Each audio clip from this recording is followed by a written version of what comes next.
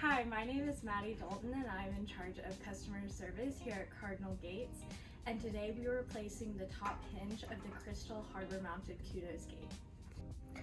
So for this you'll need your replacement piece, a Allen wrench, a gate remover tool, and or a Phillips head screwdriver. Step 1 is to take the Allen wrench and unscrew the screws that attach the hinge to the gate panel. Once the screws are removed from the top hinge, take your gate remover tool to release the hinge from the top hinge bracket.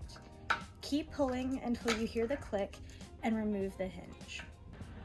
If you do not have a gate remover tool, now is when you can grab your Phillips head screwdriver. Take the screw that is attached to the bottom of the hinge and unscrew the piece. Once your top bracket is removed, now you can install your replacement piece. Your replacement piece should have a pin in the replacement part, and you can line it up with the pinhole on the Qdos Gate.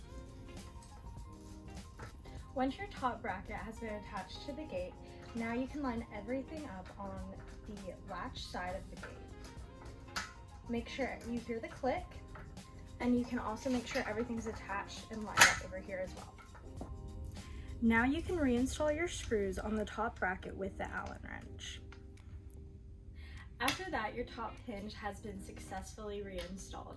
Now you have a fully functioning Qdos hardware mounted gate. Thank you.